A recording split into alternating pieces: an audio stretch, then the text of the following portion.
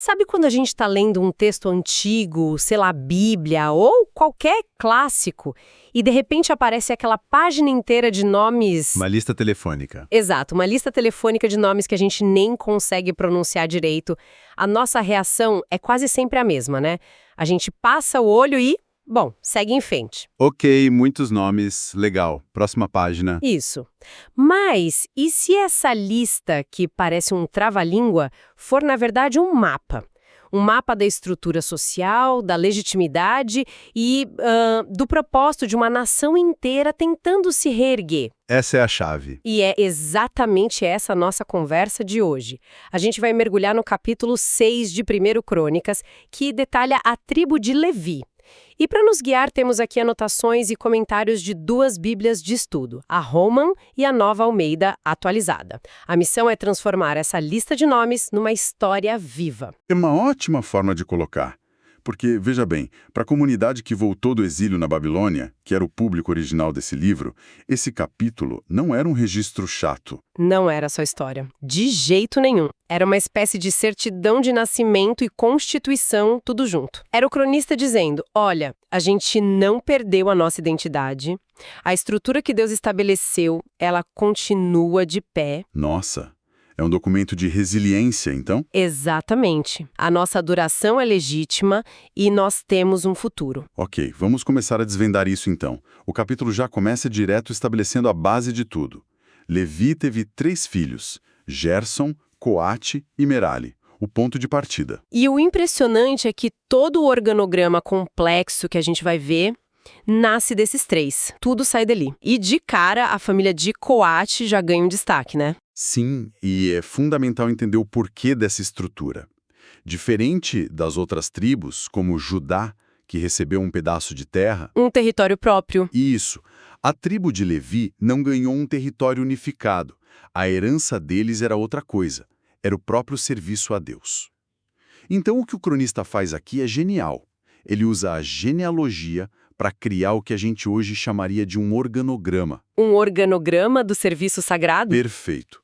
Cada família vai ter uma função. E a genealogia é a prova, a credencial de que você pertence àquela função. Ah, então eles eram tipo uma classe profissional dedicada ao serviço espiritual para a nação inteira. Eles não eram agricultores ou soldados como os outros. Exatamente. Eram os administradores, os juízes, os professores, os liturgistas, e essa genealogia era o diploma deles, a licença para operar. Sem ela, você era um impostor. Essa ideia de credencial fica muito, muito clara na seção seguinte. O texto mergulha numa lista longa, super detalhada, que começa com Arão, irmão de Moisés, que vinha daquela família de Coate. Que já tinha sido destacada. Isso. A partir dele, a gente segue a linhagem dos sumos sacerdotes. Passa por nomes como Eleazar, Finéias, até chegar em Zadok. O texto parece colocar um holofote na linhagem de Zadok. E não por acaso. A linhagem de Zadok se torna o padrão ouro do sacerdócio. Zadok foi o sacerdote que ficou leal ao rei Davi durante as piores crises. A rebelião de Absalão, por exemplo. Essa mesma. Enquanto outros vacilaram, ele garantiu a estabilidade, tanto da coroa quanto do culto. Por isso, a linhagem dele vira o símbolo máximo de legitimidade. Ser descendente de Zadok era ter o selo de aprovação da história. Faz todo sentido. E a lista continua, geração após geração, até chegar num nome que é quase um soco no estômago. Jeozadak. É um ponto de virada dramático. Totalmente.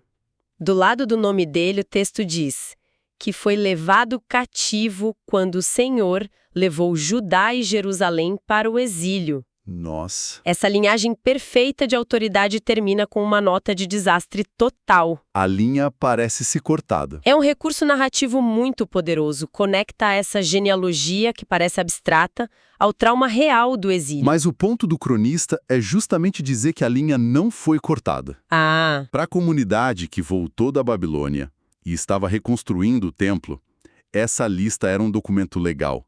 Para servir como sacerdote, você precisava provar sua descendência de Arão e, de preferência, de Zadok. Era uma exigência. Era quase uma constituição da adoração.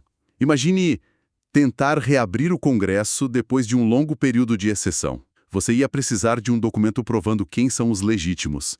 Essa lista era isso para o templo. Uau! Então, não é só quem gerou quem.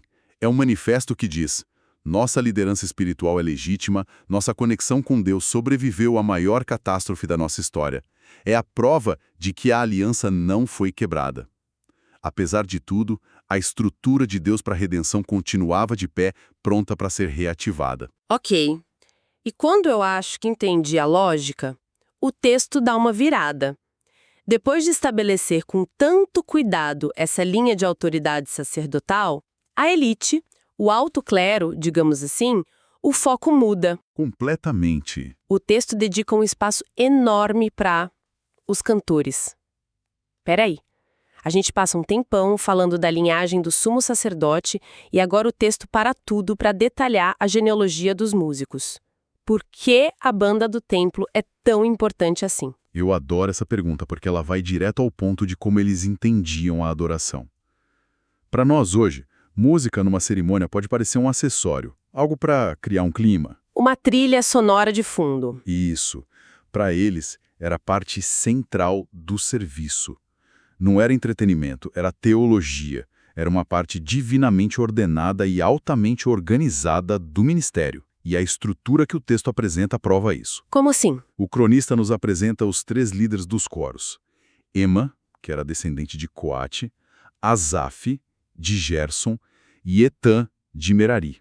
Peraí, são os mesmos 3 filhos de Levi do começo? Gerson, Coate e Merari? Exatamente. Nossa, cada um dos grandes clãs tinha um representante na liderança da música. Isso é incrível. Mostra a seriedade do negócio. Pensa na trilha sonora de um filme.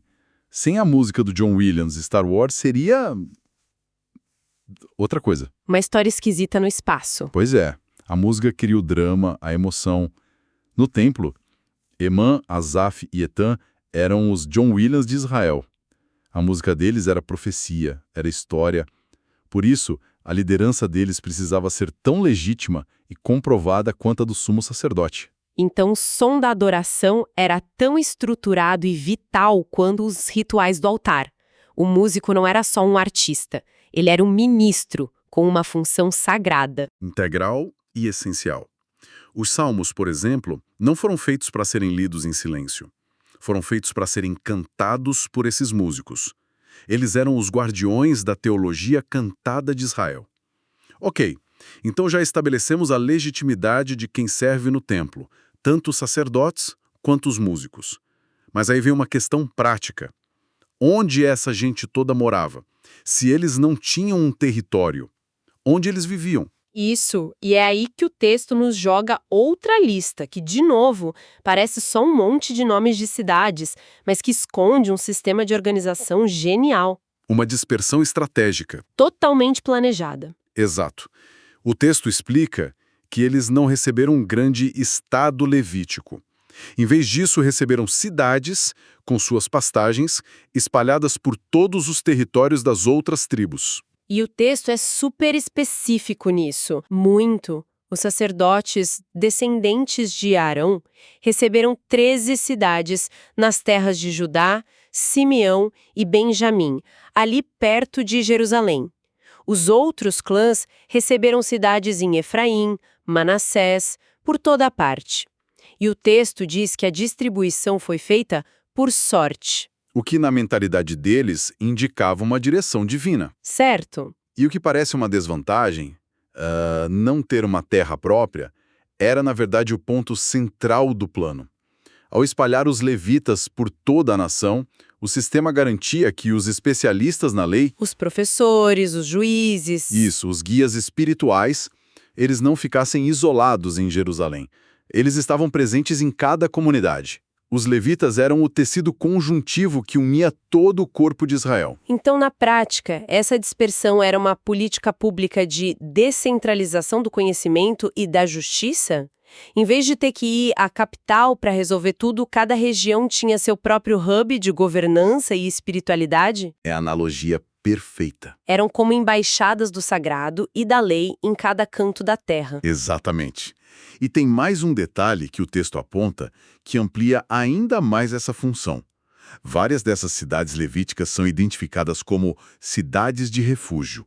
Hebron, Siquém, Golã. Cidades de refúgio. Certo, aqueles lugares para onde alguém que cometeu um homicídio acidental podia fugir para não ser morto por vingança, até ter um julgamento justo. Isso. E o fato de que essas cidades eram administradas pelos levitas nos mostra algo incrível sobre a função deles. Sabe, quando você falou das cidades de refúgio sendo administradas pelos levitas, me deu um estalo. Isso muda completamente a imagem deles. Muda, né? Total. Eu sempre pensei nos levitas como figuras do templo, meio distantes, lidando com rituais. Mas isso os coloca no meio da gestão de crises sociais, lidando com justiça criminal no dia a dia. É uma função muito mais pé no chão do que eu imaginava. Muito mais. Eles não eram apenas liturgistas, eram mediadores da justiça e da misericórdia de Deus num nível muito prático. Imagine a situação. Um homem causa um acidente, outro morre. A família do morto quer vingança. O vingador de sangue. Exato. O homem corre para a cidade levítica mais próxima. E quem o acolhe e garante seu direito a um julgamento? Os levitas. Isso mostra um sistema que integrava a vida espiritual e a vida cívica de uma forma muito profunda. A presença deles garantia que a lei de Deus não fosse só um ideal, mas uma realidade acessível. Na vida cotidiana das pessoas. Ok, vamos juntar as peças. O que começou parecendo uma lista de nomes secos se revelou um projeto de nação. Primeiro, a genealogia sacerdotal, que era sobre garantir a legitimidade do culto após um trauma. A base de tudo. Depois, descobrimos que os músicos não eram um detalhe, mas ministros centrais, com uma estrutura super organizada. Mostrando a importância da adoração sonora. E, por fim, esse sistema de cidades, que não marginalizava os levitas, mas os distribuía pela nação como centros de ensino, justiça e espiritualidade. É um retrato de uma sociedade teocrática no seu ideal. Uma sociedade onde cada aspecto da vida estava conectado ao serviço e à lei de Deus. Não por imposição, mas pela presença orgânica desses ministros. Exato. Em cada comunidade. Então, para aquela comunidade voltando do exílio, com o templo em ruínas, a identidade em frangalhos, ler este capítulo era como encontrar a planta original da sua casa.